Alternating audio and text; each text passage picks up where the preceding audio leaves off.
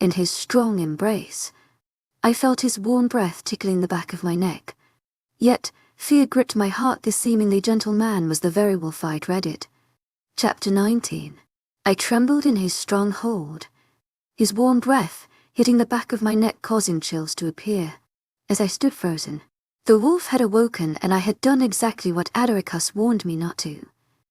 His hands traveled down to my waist slowly, turning me in his hold so that I faced him. I looked up into his golden eyes, absolutely mesmerized by their wild beauty. His hands went up to my face, and he cupped it in his warm, calloused hands, eyes running over the lengths of my face as he came impossibly closer to me. Beautiful. He spoke softly into the silence, his voice deeper than normal. I bit down into my lip to keep it from trembling as I stared up into his golden, adoring eyes, not knowing what to expect from the wolf. "Hey, Adrien," I stuttered out, wanting him to speak, to say anything instead of simply stare at me. "To my agent extraordinaire, Madeleine Nobel, heartfelt thanks for your unfailing patience, enthusiasm." Not Adrien. His trance still not completely broken as he reached down, wrapping an arm around my knees and one around my waist. He hoisted me up into the air, pulling my small thumb into his broad chest. I stayed still in his hold, not wanting to irritate him more than I already had. He gazed down at me reverently as he walked back to the bed, careful not to jostle me as I stared back at him with my eyes slightly wide and at his gentle behavior. This definitely wasn't what I had expected.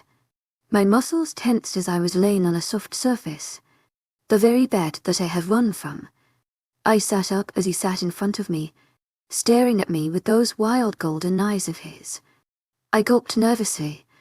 Why did he insist on staring at me in that way? It made me nervous, reminding me of the way a predator would observe the prey before they attacked. I shuffled under his intense gaze, trying my best to hold in my instinct to cringe away. But my slight flinch did not go unnoticed by him. He reached out, grabbing my hand from my lap. He brought it up to his chest, holding my hand atop his heart so I could feel the strong beating of it. "Eros loves mate, but mate doesn't love Eros," he says softly, the wild shine in his eyes turning to a dim sadness. I turn away from him, wondering how to respond. How does one tell the most powerful wolf that they didn't love them? That they couldn't? Does mate love Eros? He asked softly, pulling me in closer. I bit into my lip nervously. He was too close. His proximity set off all my survival instincts, telling me to get away from him. This man was more dangerous and more combustible than anything I had ever been near. This could simply be the calm before the storm, and one wrong word from me could bring the clouds rolling in. "Mate doesn't," he said softly, almost as if to himself. He opened up my fingers, gently pressing my open palm to his heartbeat. He shuffled even closer. If he got any closer, I would be settled in his lap. "Eros' heart beats only for mate. Eros loves mate."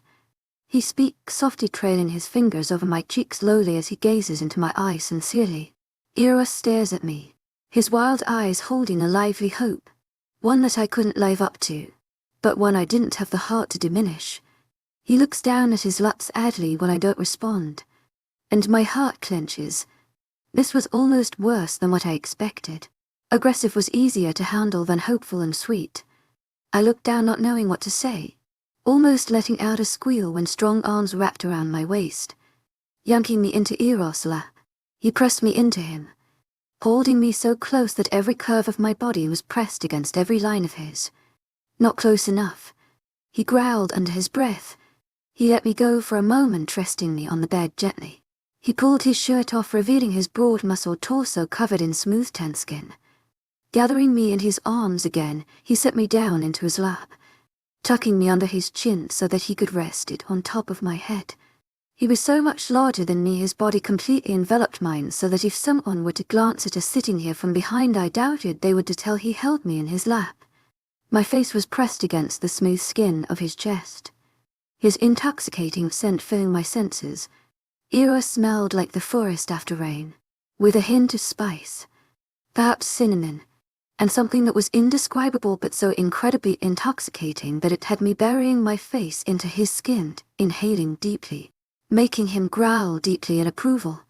His arms wrapped tighter around my waist as he nuzzled his face into my hair, purring deep in his chest. He adjusted me in his lap so that he could look into my eyes as he held me close. His eyes trailed over my form as I fiddled with my hands nervously, his eyes glinting in approval, and he sighed deeply in content. "Mate, so beautiful. Eros is so lucky," he said, nuzzling my cheek with his nose. I bit my lip, sitting there silently as he spoke. "Mate likes reading?" he asked, and I nodded my head, looking up at him, biting into my lips subconsciously as I wondered as to why he had asked. "Eros doesn't like reading, but Eros likes watching Mate read," he told me softly, and I glanced up at him to see him staring down at my lip, so I slowly released it from where I had bitten it, his dilated pupils constricting at the sight. I had always wondered why I would often catch Alaricus staring at me while we sat in the library instead of reading his own book. I guess this would explain it. Mate always looks beautiful. Mate makes cute faces while reading, and Mate is kind. She treats everyone well, even the help," Eros said, gently brushing my hair away from my face as he coddled me in his arms, pulling me even closer as if I couldn't get close enough. He nudged the top of my head with his cheek before resting his cheek there, letting out a low sigh. I glanced up at him to try to figure out what had upset him suddenly. He had seemed content enough. Mate is Eros, miraculum, our only chance at love. Eros loves Mate, but Mate doesn't love Eros. He spoke sadly, his eyes growing glossy with unshed tears as he spoke, his pink plump bottom lip jutting out in a pout. My heart felt like it was constricting at the sad look on his face. It felt like I had accidentally stepped on the tail of a puppy. "I'll try. To my agent extraordinaire, Maya Noban, heartfelt thanks for your unfailing patience, enthusiasm." Willing to do anything to console him. "Mate will try," he repeated. Nodding to himself, he pressed a deep kiss to my cheek, looking satisfied as he stared into the night, seeming to be content with me in his arms. But soon his face dropped again, making my eyes widen in panic since I had thought the crisis had been averted. He looked down at me with his gleaming golden eyes framed in thick black lashes, looking more like a kicked puppy than the feared creature he should be allowed to. "Why doesn't Mate love Eros? Or even Alaricus? We love Mate so much. Eros loves Mate so much, but Alaricus always pushes Eros back, refuses to let Eros be near Mate, doesn't let Eros mark Mate, kiss Mate, love Mate. Mate would love us if we marked Mate. Mate would never leave us," Eros said, his voice growing softer as he spoke of what he desired to do, making a shiver go down my spine. Hearing Eros speak his mind inspired a newfound appreciation for Alaricus in me. If Eros was always like this, then Alaricus had to constantly suppress him and his urges. Perhaps I was too harsh on Alaricus. He was probably always fighting back Eros so that I would be comfortable, so that he could give me time. Eros was so affectionate, and Alaricus had to hold him back from doing what they both desired to do. "Can Eros mark Mate?" he asked softly, and I stiffened in his hold, not knowing what to say. I softly put my hand on his arms, trying to disconnect them from my waist, and he growled deeply, pulling me even closer, his chest rumbling as he released small growls. "Why does Mate always run away?" he asked gruffly, and I looked to him hesitantly, but what I saw makes my heart clench painfully. A lone tear trailed down his beautiful face, his luscious lips in a pout as he looked at me in utter despair, eyes shiny with tears, pain clearly displayed in them. My hands twitched in my lap, the instinct to reach out and comfort him almost overwhelming, but I didn't know how to. I sat nervously chewing on my bottom lip as I pondered over what to do. Before hesitantly reaching out for him, I settled my hands on either side of his face. I leaned up so that I was at eye level with him, gently wiping under his eyes as he stared at me with wide-eyes. I apologized, pressing a kiss to his forehead. His growls quietened as he stared into my eyes before completely subsiding. The slight pout on his lips had yet to disappear and made him look almost childish, a complete contradiction to his broad chest, muscles, and his dangerous aura. I buried my face into his neck, wrapping my arms around his waist so that I was hugging him close to me. Slowly his arms found their way around me as he tugged me closer into his chest, burying his face into my hair, seeming like he had calmed down a bit from the even breathing. "Eros needs another kiss," he stated as I pulled away from him, making me let out a giggle as he stared at me, his eyes holding a childish wonder. I pressed a kiss to his cheek quickly and a small smile graced his beautiful face. He nuzzled me fondly for a moment before his face contorted again into the sad pout, but the mischief I could clearly see shining in his eyes had me skeptical. "Just one kiss?" I laughed loudly, throwing my head back as I do at the dangerous wolf that pretended to be sad only to earn a kiss from me. He watched me in wonder as I laughed, gold eyes shining with an adoration worthy of being addressed as worship. My laughter became subdued at the way he was looking at me until only a small smile lingered on my face as I looked back at him, and shook my head in denial. "Only one for Eros. To my agent extraordinaire, Madeleine Nilben. Heartfelt thanks for your unfailing patience, enthusiasm." And he pouted as he looked down at his lap, hiding his eyes from me so that I could only see the soot-black flashes that nearly brushed his cheek, looking more like a petulant child than a dangerous beast as he sulks. "That's what Alarica says. Eros can't have kisses, but Eros wants kisses," he mumbled under his breath as if to himself, and I couldn't help it. I pressed another kiss to his cheek, making his face brighten up immediately from the pout, his eyes seeming to glow with happiness as he glanced back up at me. "Well?" he asked hopefully, and I had to fight back the smile on my face as I obliged him by giving him another kiss on the cheek. "Now no more," I said, making his shoulders slump slightly, but he nodded obediently nonetheless. "Getting to hold me like this is enough for Eros," he conceded, nuzzling my cheek with his affectionately, pulling back suddenly as I yawned, the adrenaline from earlier in the night completely drained and making me exhausted. "Mate is tired. Mate must sleep," he said, grabbing me gently from his lap and laying me down onto the bed. He lay down beside me, wrapping his arm around my waist, tugging me so that I was laying nearly completely on his chest. He pressed a kiss to my temple, inhaling deeply as my eyes began to droop and his arms tightened around me.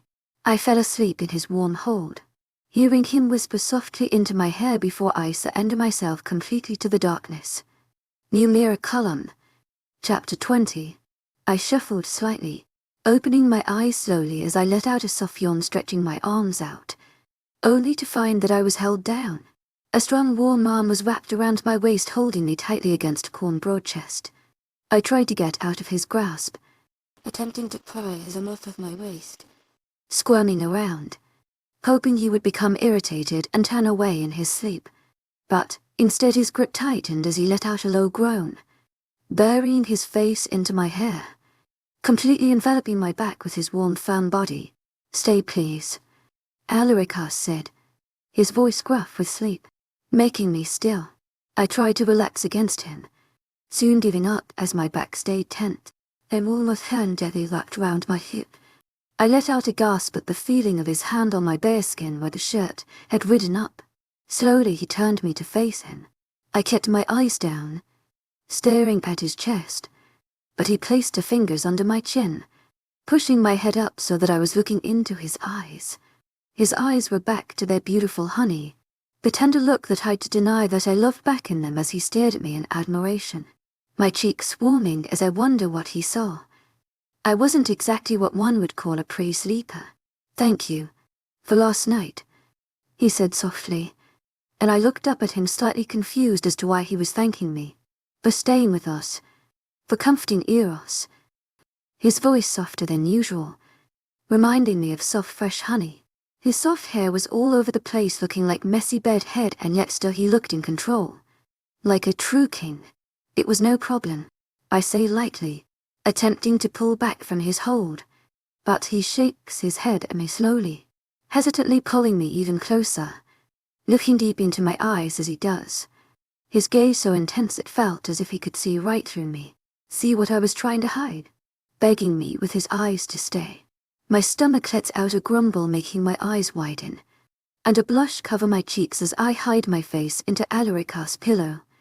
I look at him from the corner of my eye to see him smiling down at me softly.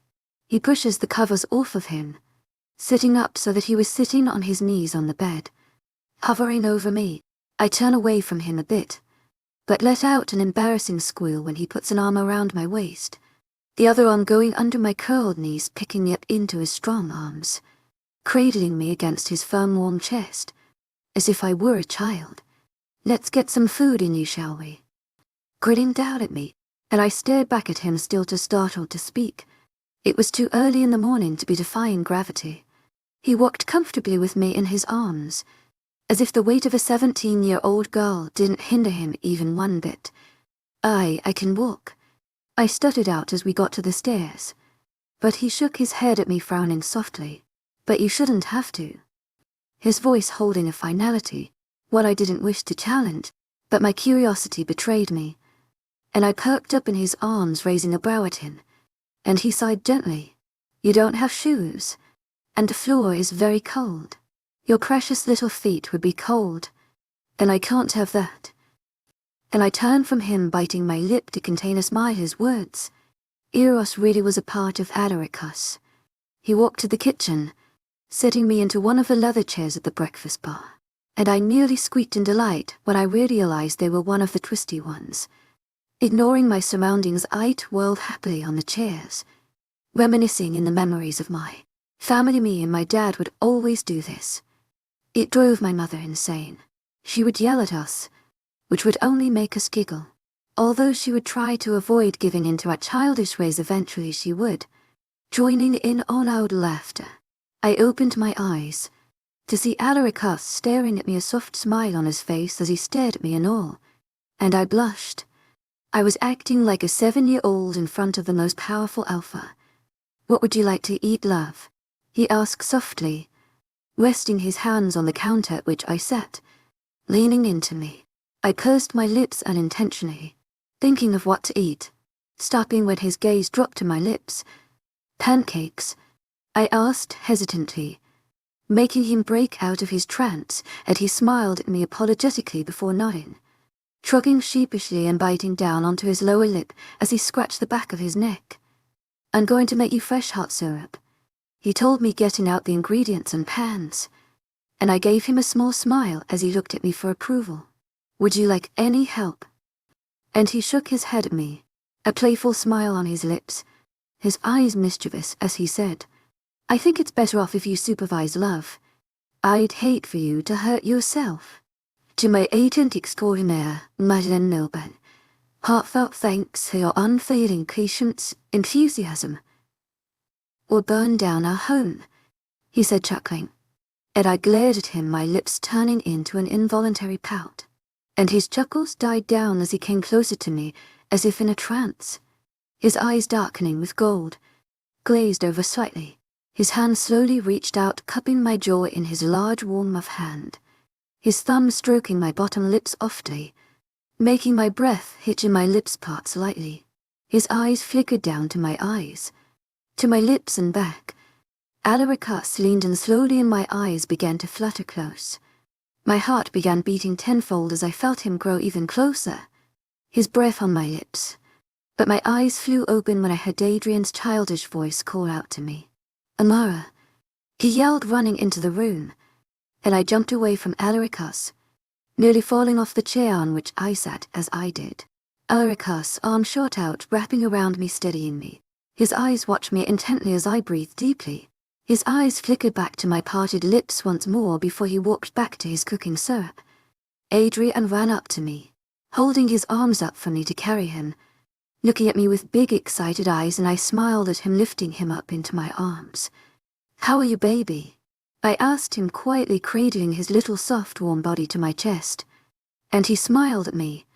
"I'm okay, Mari, but I missed you." Calling me by the nickname he had decided upon giving me. "I missed you to Monkhin," I tell him, tickling his soft belly with my fingertips, and he lets out a shriek, giggling uncontrollably. I look up to see Adaricus staring at us with a soft smile, and I send him a small shy smile.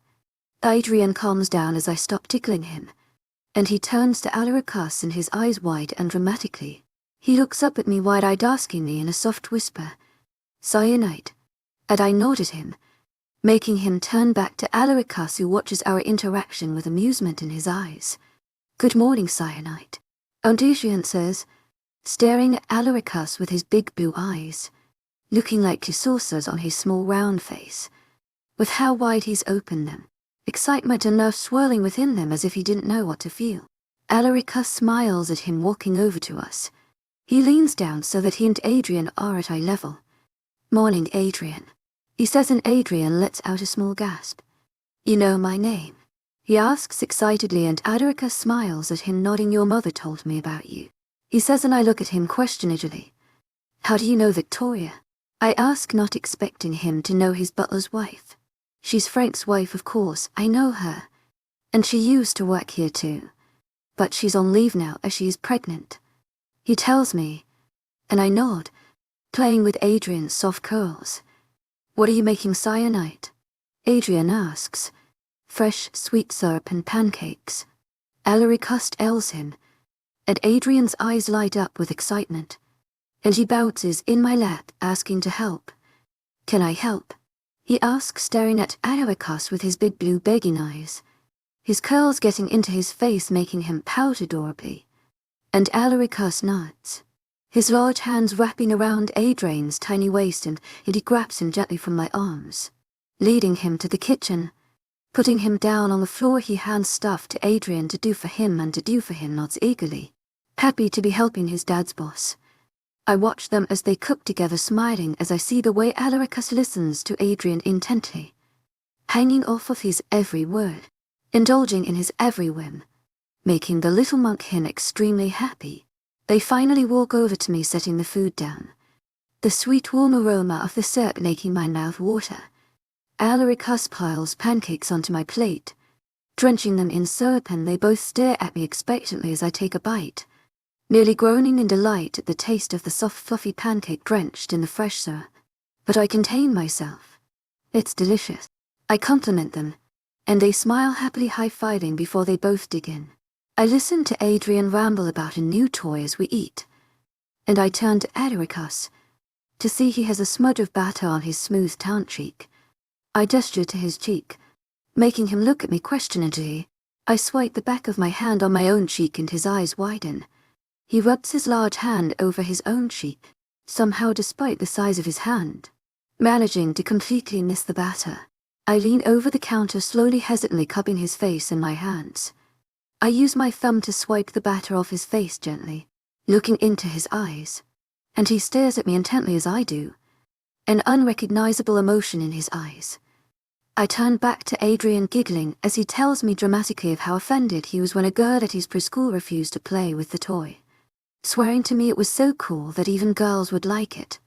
I turn back to Alarica, feeling his gaze on my face, enthusiasm, and my smile drops as I see he once again has syrup on his face, the golden brown syrup now right at the corner of his lip, and he stares at me with innocent eyes. Too innocent. I bite my lip, trying to contain a smile, and I simply turn back to Adrien, helping him clean his sticky hands with a napkin.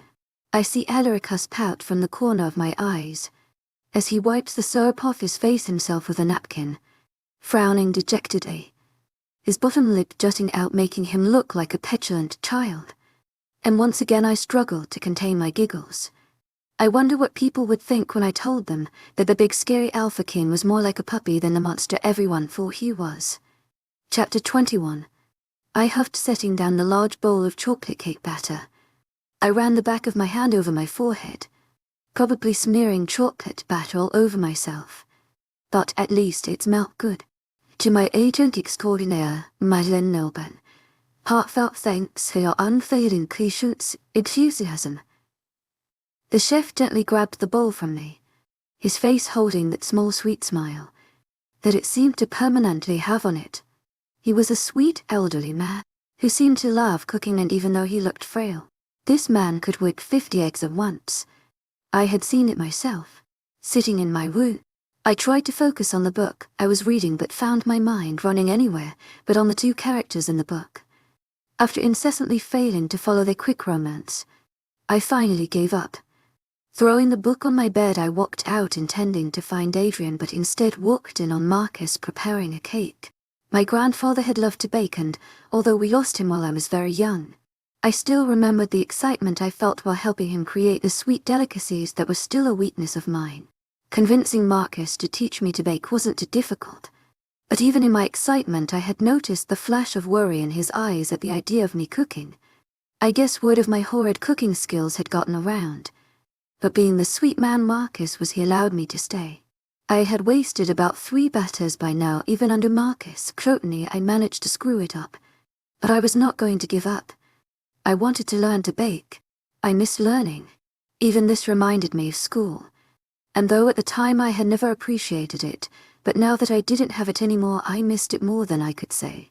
I missed the way it felt to finally solve a difficult equation or stressing over tests with friends. The excitement on the rare days I didn't have homework.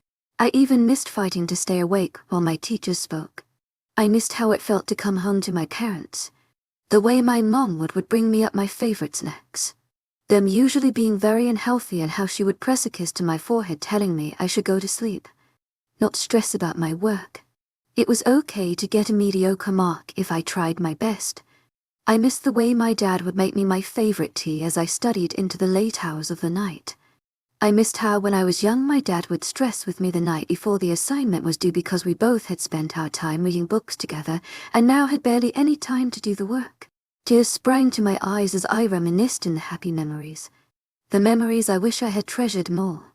All the things I had taken for granted, not knowing they would be taken away from me. The tears ran down my cheeks as I fought to stop them. As the thoughts of all the dreams I had came rushing back. I had wanted to become a psychiatrist and live in the one place that was free of the werewolf tyranny. The one place I would be looked at as more than a potential werewolf mate. The one place I wouldn't be the inferior species. But all chances of that were gone. I was stuck here as the mate of the most powerful man to ever live. A warm hand placed itself on my shoulder and I turned to see Marcus, his smile gone. Concern in his eyes as he looked at me. I smiled at him reassuringly, although it didn't seem to work through my glassy red eyes. And my tear-streaked cheeks. "What's wrong, Miss?" He questioned softly and I shook my head at him. I had told him many times to call me Amara, but he was stubborn. "Marcus, please, it's Amara." I tell him and he narrows his eyes at me. The same way my mom would before scolding me. Just seeing his expression makes my heart heavy. More tears begin to pour out and before I know it, Marcus wraps his arms around me, resting my head on his shoulder, cradling it with his hands. The way a father would his child. And I couldn't hold it in any longer.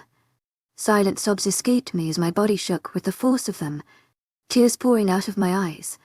It had been so long since I had cried, that at feeling Marcus' parrot-like concern I had completely broken down.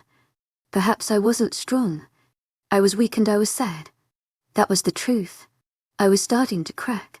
My defense that I had tried to hold up since the first day that I had cried here was cracking.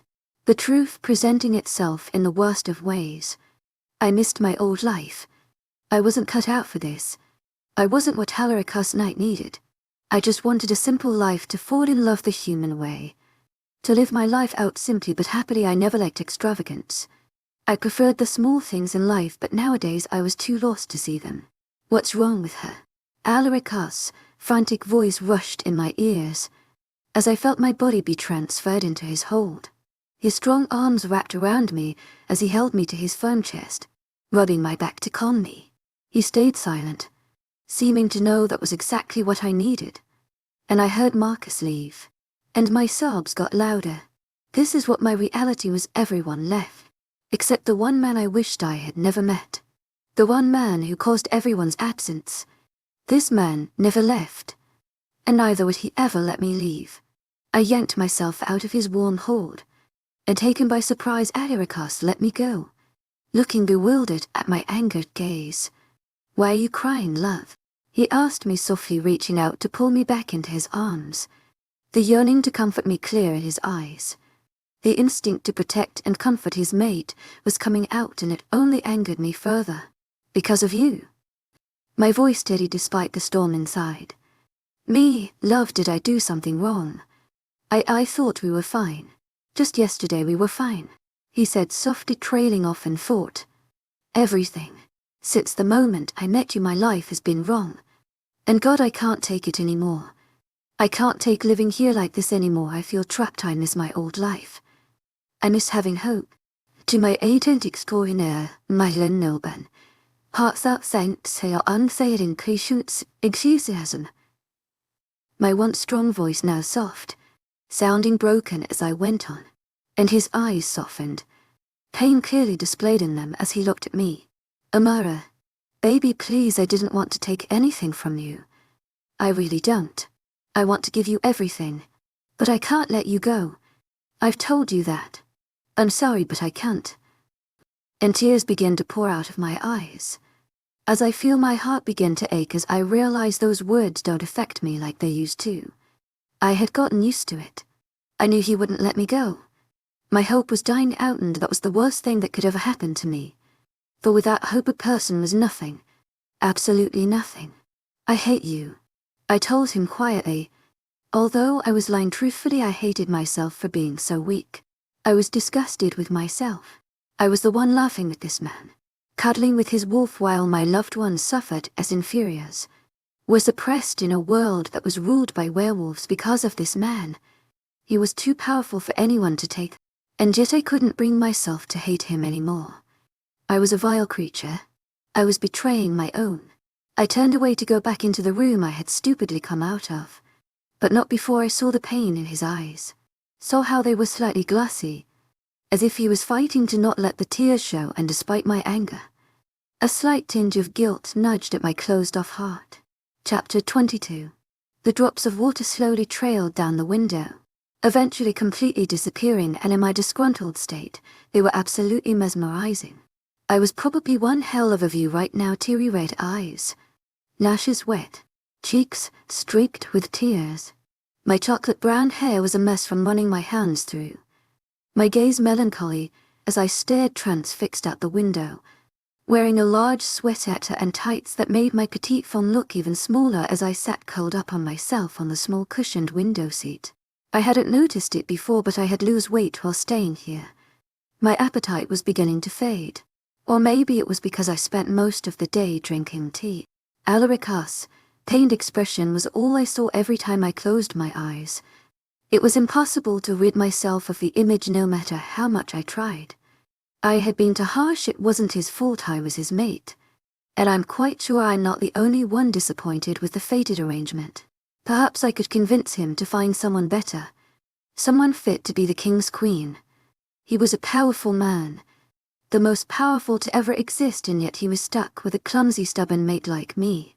He was bound to be disappointed. It couldn't be too hard to convince him to find a woman worthy of his companionship. He was powerful, had more money than anyone would know what to do with, was certainly easy on the eyes, and the best of all, he was sweet. He was a gentleman, the type of man who would praise your beauty even when you were wrinkled and old. Isn't that what every woman wanted?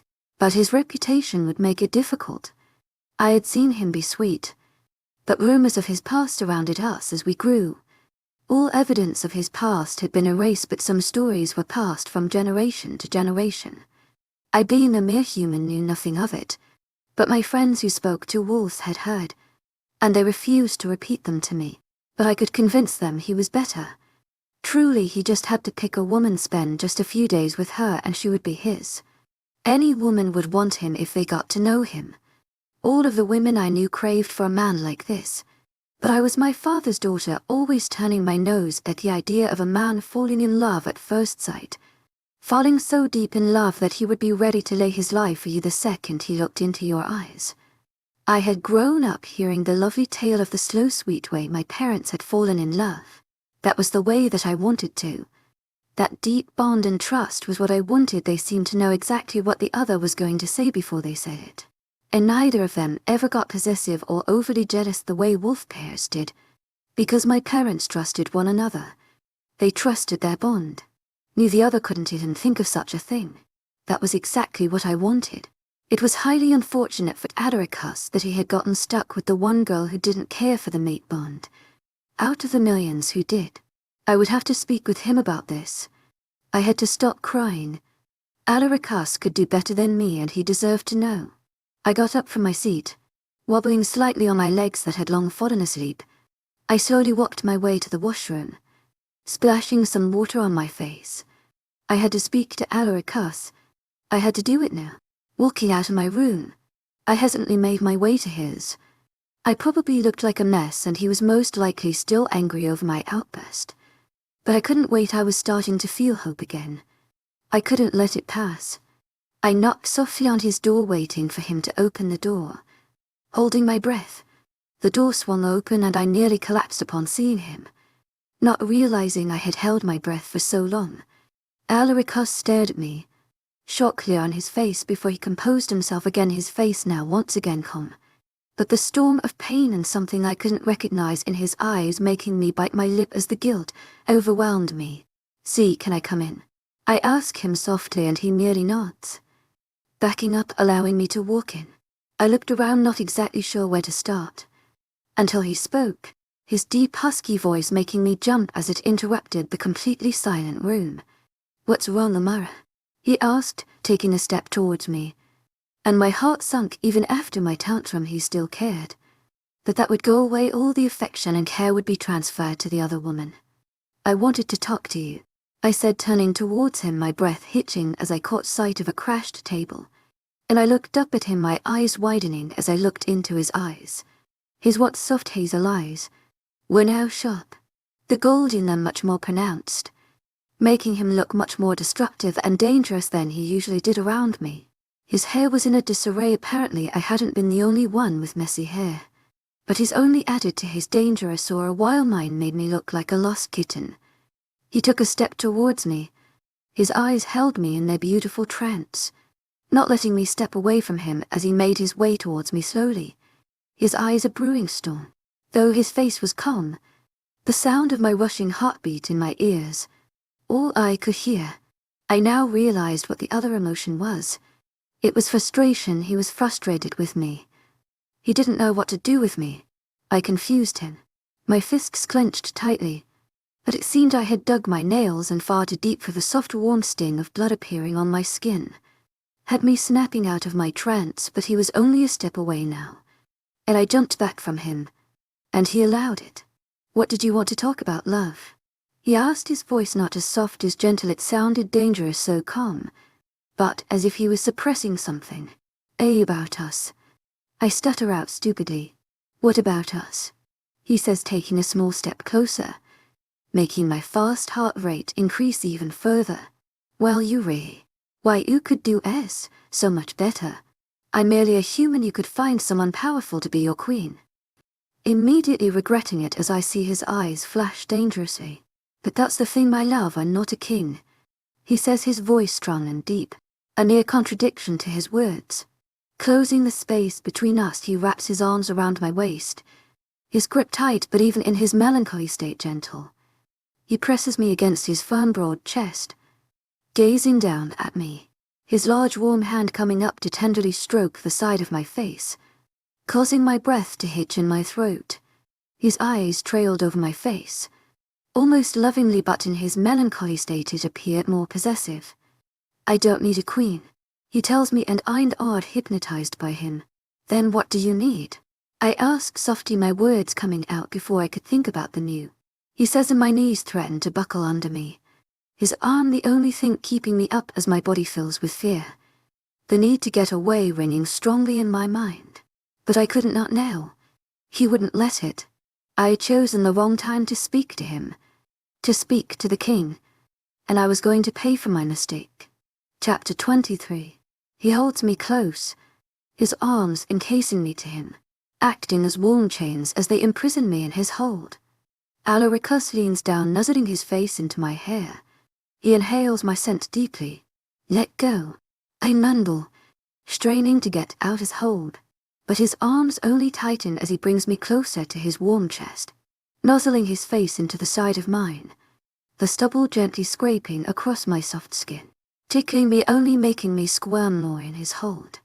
"Never.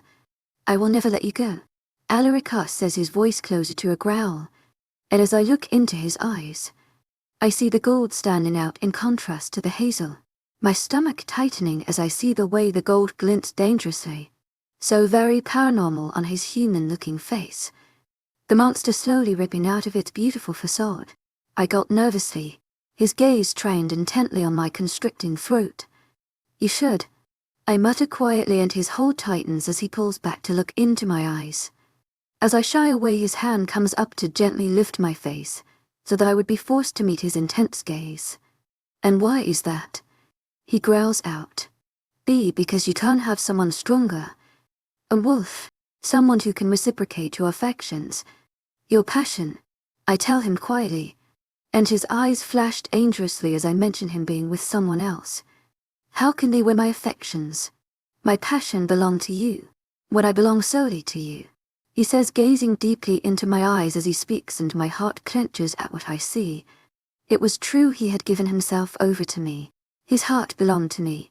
He belonged to me, and it was so sad to see the bond was so strong that it had forced a man like him to give himself to someone like me. The wolf had fallen in love with the sheep. But what if this is all the bond? Perhaps if I'm away from you, you will fall in love with another. I tell him, hoping he will see reason, but his eyes grow livid as I speak. And suddenly, looking into them, I can't breathe. This isn't only the bond. The bond can only push me towards you. The man attraction I need to protect. But my feelings for you are so much deeper. The bond isn't what makes me feel as if everything is going to be okay every time I see you, or the reason my arms ache only to hold you.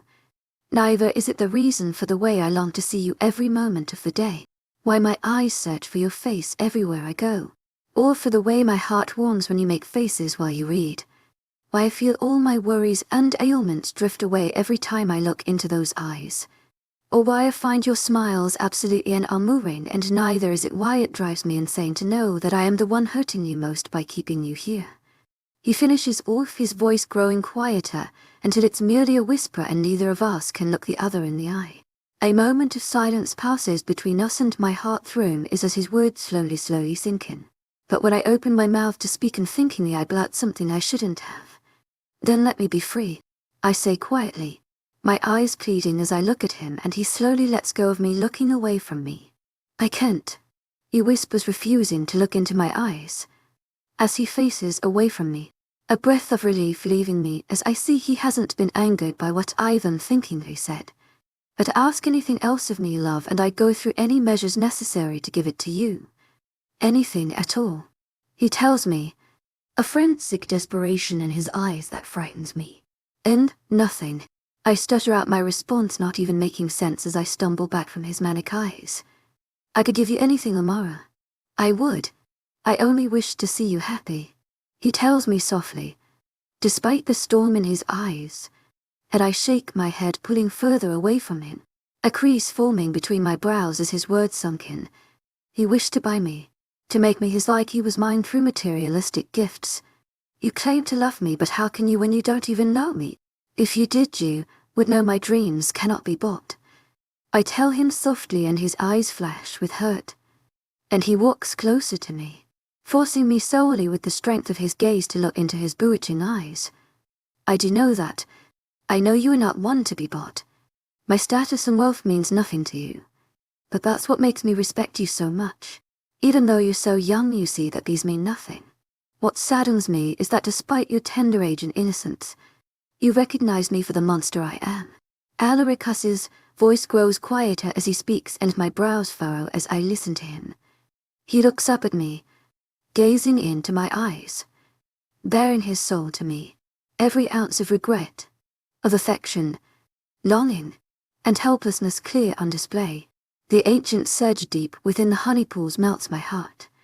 You're not a monster, I mumble pathetically, and he lets out a sarcastic laugh that has my eyes widening as I stare at him. His mood switched much faster than what I could keep up with. What else am I? Go other but a true monster could keep an angel locked up for himself, when the angel so clearly longs to be free. He tells me, slowly moving closer, and before I know it he is right before me, his large warm hand slowly stroking the side of my face. Sadly but adoringly. I'm no angel. To my agent extraordinaire, Mythical Nilben, heartfelt thanks for your unfailing patience, enthusiasm. I've been too hard on you. This isn't your fault. You're probably as unhappy as I am about this, I say guiltily, peeking up through my lashes to see his reaction to my words. Before I met you, I had never known true happiness. Being with you has shown me that life is so much more. I couldn't be happier with you. It is myself that I am upset with. A selfish man has fallen in love with you, Amara, and can't let you go now. I wish that I could. How I long to see you happy, but I can't let you go when I've now just found you. When I've only just felt what it's like to truly live. I've lived through decades of misery. Years without hope. I've never felt what it's like to truly be happy. But you, my angel, are my hope. My happiness. My will to live. To go on. To be good. There is nobody that could love you more than I. You're the reason I exist. Miu miraculum. I can't give you up. Forgive me, my love. Pressing a passionate tender kiss to my forehead. He left, turning back only at the door to give me one last longing glance before he leaves me lost in thought. I sit there for I don't know how long, surrounded by the intoxicating scent of alaricus. But it's dark when a knock sounds on the door, knocking me out of my reverie. Amara. Frank's voice sounds at the door before he softly pushes the door of alaricus' room. Amara, you haven't eaten all day. You must eat. He tells me as I make a face not in the mood to eat. But Frank scowls at me, shaking his head before I can speak. I do eat. I try to convince him, but he simply shakes his head at me. The master himself has told me you haven't eaten, and asked for me to beg you to eat. He is already upset, Amara. Do you upset him further by hurting yourself this way? Frank says, his eyes holding judgment. And for a moment I could see if this was another world we would be siblings. Him forever the daunting older brother and I the foolish younger sister. To my agent extraordinaire, Madeleine Nobel, heartfelt thanks for your unfailing patience, enthusiasm. Tell him, my lips forming an involuntary childish pout as I speak. Frank turns to leave, but I stop him, calling after him loudly, then wincing at the hoarseness of my own voice. Has he eaten? I ask, and Frank shakes his head at me, clearly suppressing a smile that has me scowling at him and amused by his childish ways. Where is he? I ask, carefully formulating a plan to apologize. He's blowing off some steam. When he gets upset, he goes into the very depths of the forest. But you'd be wise to wait for him here. That is no place for a lone person. Frank tells me and I nod, subconsciously chewing on my lip. I would have to find him. So what would you like to eat? He asks again. I'll come take a look for myself, I say quietly. I walked into the kitchen quietly, happy to see that no one was in there. I quickly gathered up the leftovers of the dinner, more than what was enough for Alaricus and myself, putting them in a small basket. I rushed out the back exit, intent on finding Alaricus and apologizing for my foolishness, and to convince him to eat.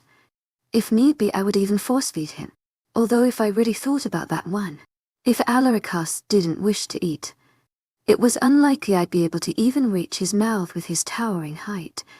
Also quite likely he could pick me up and fling me back to my bedroom in the palace with just one hand. Although he would never do that. I slowly walked to the large door at the back of the castle, opening it carefully, slowly ensuring nobody would hear despite their supernatural hearing. It was almost embarrassing, my hesitancy to take even one step outside. I slowly placed my foot into the ground, nearly groaning in delight as I felt the cold, solid ground beneath my clothed feet. I slipped out.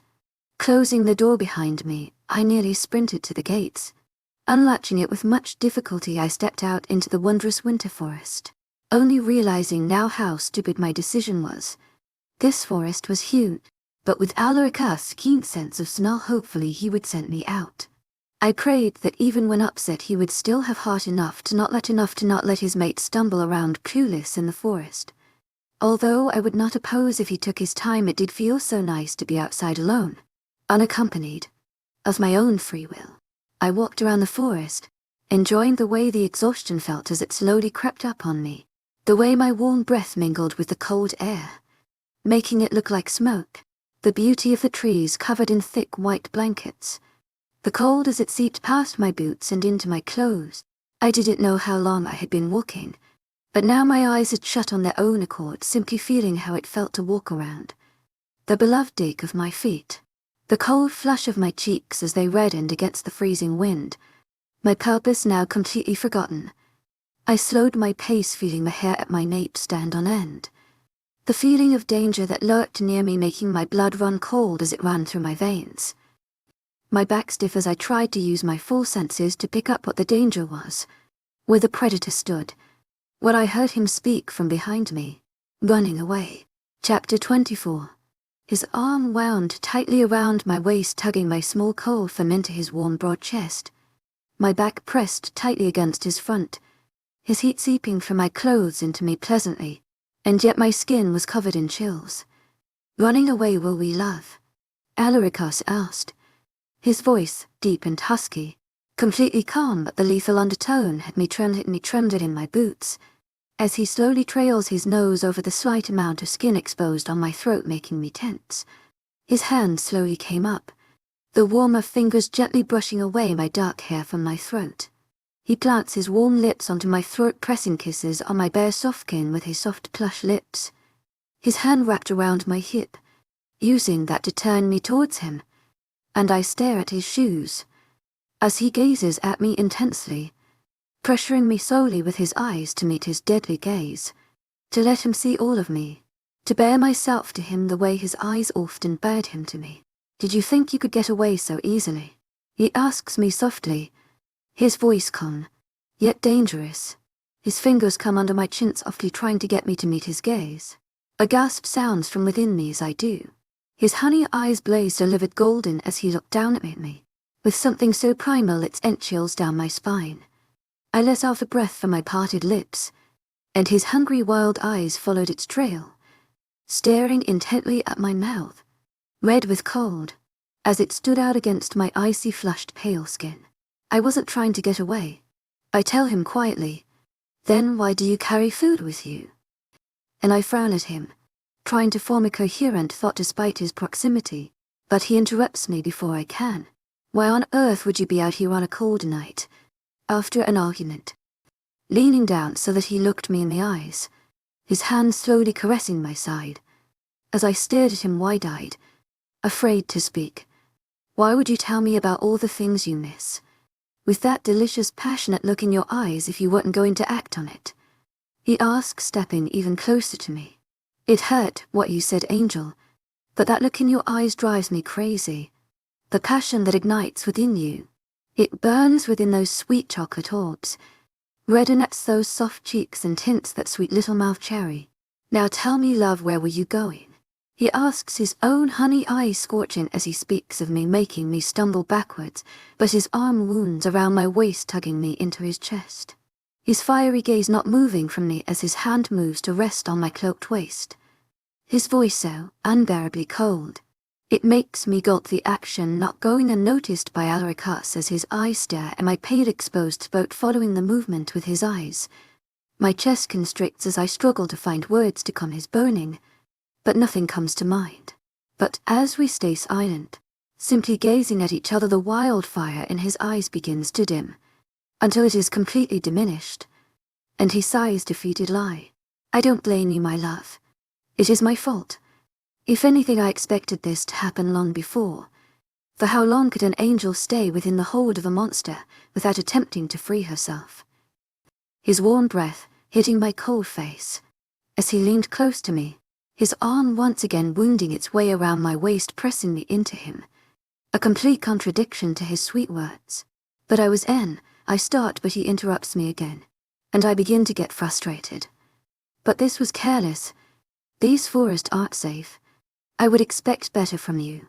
You're intelligent, and yet here you are with only enough food to last you a day, in the midst of dangerous woods, wearing clothes that couldn't keep you warm for even one night.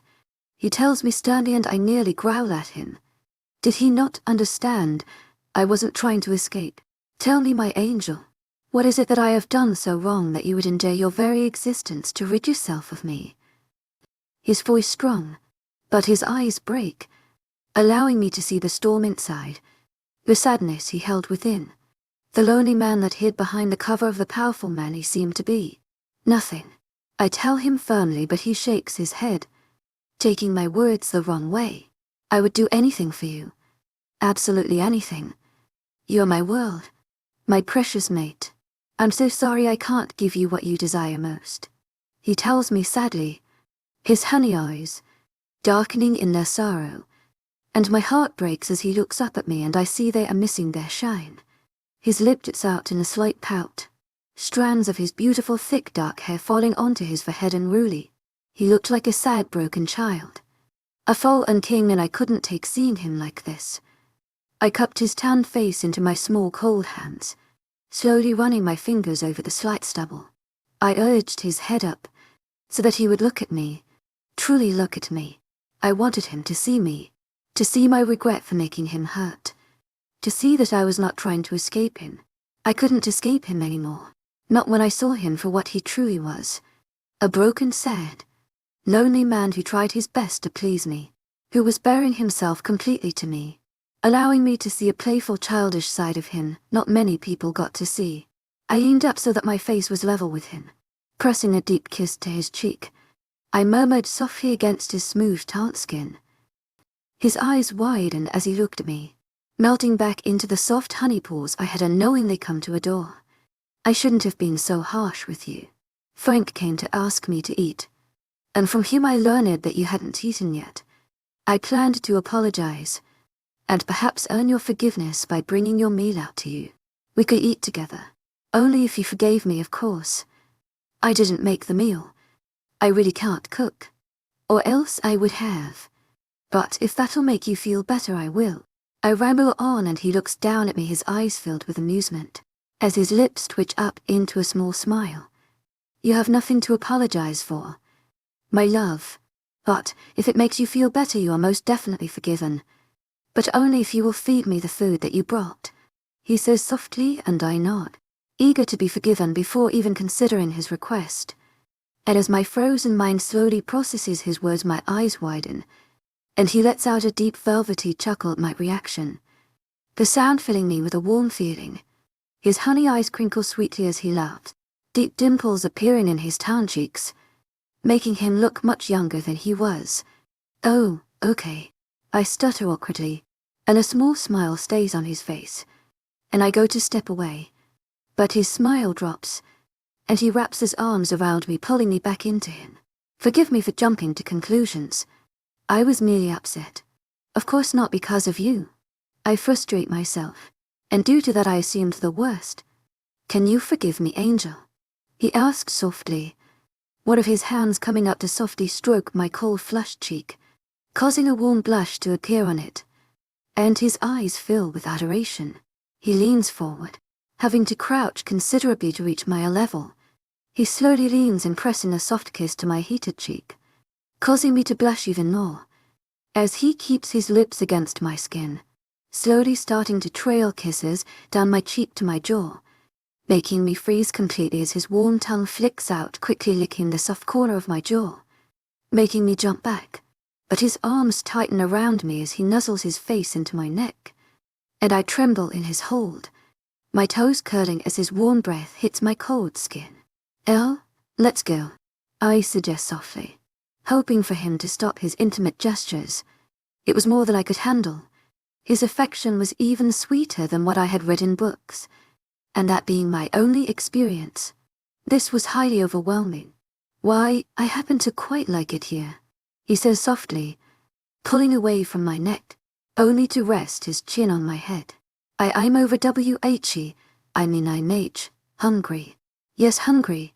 I say, a flush coloring my cold cheeks as his eyes flash in amusement, obviously catching onto my words. My cover-up hadn't worked. For what, my angel? He asks softly, his eyes teasing, and I let out confused hum in response. I mean, what would you like to eat? He rephrases, and I awkwardly hold up the basket, and his eyes widen. He grabs it from me quickly. How rude of me. A lady carrying around a basket in my presence, and I don't even offer my help. He murmurs mostly to himself, sounding more like a child scolding himself than a grown man. You must think so low of me, he says softly, and I sigh, shaking my head. I most certainly do not, I tell him, and he raises an eyebrow at me. So what do you think of me? His eyes lit up with mischief. That you're a great cook, and nice. I offer awkwardly, wanting to smack my head into a tree. I really should have taken more opportunities to be social. That's all. His hand coming up to gently twirl a lock of my dark hair in his large hands. I also think that you're funny, good with children, and why, you must be hungry. Now very tempted to plant my face into a tree. His appetite was all I could think of. His eyes fill with amusement as he stares down at me, and he quickly presses a kiss to my forehead. Before grabbing my hand in his, he looks at me worriedly. All amusement gone. You're so cold, he says softly, his voice panicked. We must get back to the castle immediately.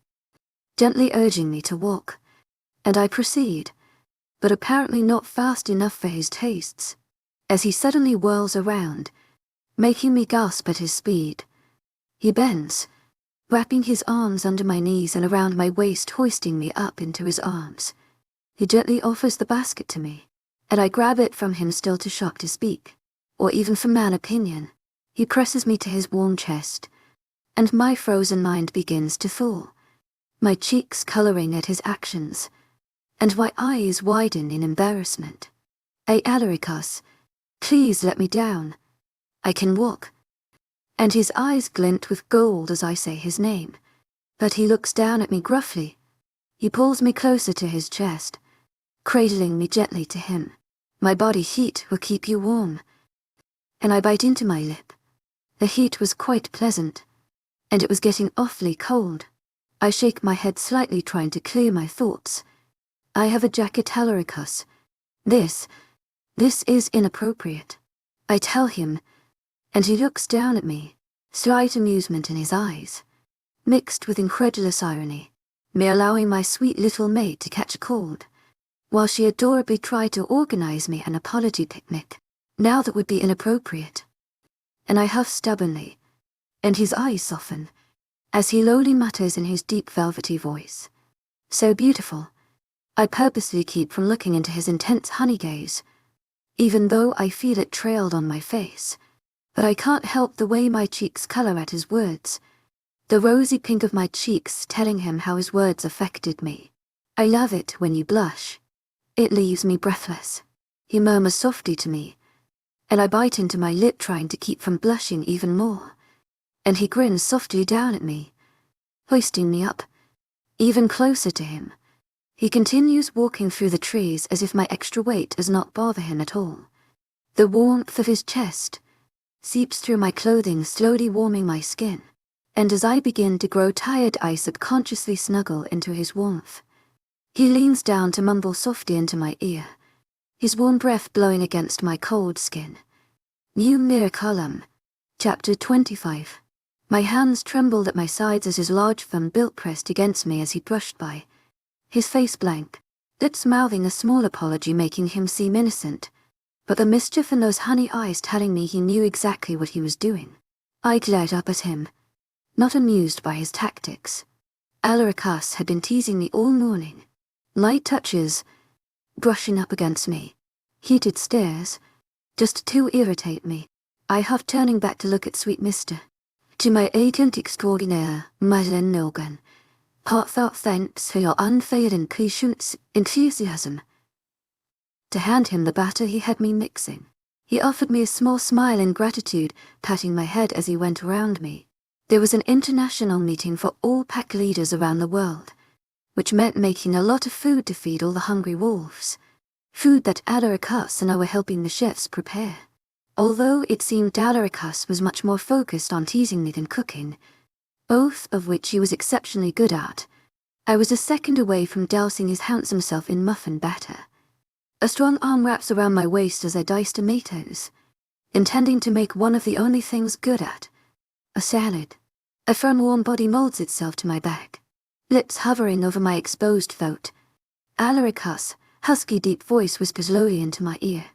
To my agent extraordinaire, Madeleine Nogan. Heartfelt thanks for your unfailing patience, enthusiasm. His hot breath blowing against my ear, his thumb gently massaging circles into the bearskin on my waist where my shirt had risen. His arm slowly reaches towards a spatula, his firm build leaning into me as his plump lips press into the soft skin of my throat. My heart beats rapidly. The rush of blood strong in my ears as my cheeks heat up and redden. Alaricus, what are you doing? Turning towards him, my hands resting on the counter beside me. I wasn't exactly liking his inappropriately touchy behavior or the way the chef stared at us. Alaricus leans forward, his large hands resting beside my own as he presses himself to me, allowing some of his weight to rest on me, as our chests press together. Eros really likes you in blue. As do I. It's one of the few things we agree on. You really do look absolutely delectable in dark blue, love. Your skin looks so flushed. And your lips are so red today, so ripe, begging to be tasted. He whispers out slowly, his thumb rubbing over my bottom lip slowly. As my eyes widen and I back away further into the cabinets, his free hand slowly trails over my bare arm and I silently curse myself for wearing a fitted tank top. God, you look unbearably beautiful, all I can think about is you. You're very distracting, you know. Alaricus murmurs softly, his large hands coming to rest on my waist. Eros isn't helping, he loves pointing out how flushed your skin is, the heated blush of your cheeks as we brush against you, and the gleam in your eyes from all the exercise. It's truly driving me insane. He tells me gently, his lips closing around my ear as his teeth graze it gently. I gasp, trying to pull away from him, looking around embarrassed about what Alaricus was doing in front of others. Luckily the chefs all knew better than to stay in close proximity, and had gathered at the far end of the kitchen cooking as they exchanged sly smirks. Alaricus, stop it, I said, pushing against his chest, as I struggled to free myself of his hold. Over the past few days me and Alaricus had gotten much closer, and he was more free with showing his affections, but that didn't mean I was entirely comfortable with it. He pressed a deep kiss to my cheek, his lips hovering on my cheek for longer than necessary before he released his hold on me, taking a small step back, finally allowing some distance to come between us. I'm sorry, Angel, he tells me sincerely, sorrow clear in the honey depths. Before I can think about it, I lean up to press a quick kiss to his jaw, letting him know it was all right, not wishing to see him sad. His eyes clear, but a slight sorrow remains in them. How did I get so lucky? He mumbled to himself softly, and I blushed deeply, turning around again, pretending I didn't hear. To my agent extraordinaire, Marilyn Noble, heartfelt thanks for your unfailing patience, enthusiasm. It's late, the guests are starting to arrive, you two should begin to get ready. A younger chef says, his head bowed as he speaks to Alaricus, and my lips turn down slightly as I look at the both of them. Alaricus not slightly mumbling something incomprehensible to my human ears, before he turns towards me. Shall we? Love? He asks me, gently holding a hand out to me, and I nod quickly, setting down the bowl of curry, and I held as I place my hand into Alaricus, a waiting palm. I steal a mouthful in chocolate truffle from one of the large platters as I leave, giggling as Mr. Morgan glares at me, his eyes soft and playful. Alaricus gazes down at me, smiling softly, his honey eyes unbearably sweet, more so than the chocolate that lay melting on my tongue. His fingers clasp around my hand and he allows me to lead him out of the kitchen. I smile in farewell to all the chefs and they bow at me in return, and my smile drops. I still wasn't used to being treated this way, and I feared I would never like it. We walk silently up the stairs, stopping right before my room, and Alaricus tugs on my hand, softly urging me to turn towards him, and I comply. His eyes rig over my face, before he steps forward, pressing a quick kiss to my forehead. He lets his lips hover as he speaks. I'll see you in a bit, love. Idiotically I nod, and my forehead hits his nose. I gasp, pulling away from him. He stands up from his leaning position, chuckling softly. I mumble incoherent apologies as I rub his nose, having to lean up to reach his face. He stays in place, and only after a minute of panic do I realize he was completely fine, merely silent so that I would keep tending to him. I scowl at him, letting out a huff as I step away, crossing my arms over my chest, and a soft chuckle escapes him as his finger comes up to gently flick my nose, and I turn back, looking at him shocked before rubbing my own nose, even though it didn't hurt.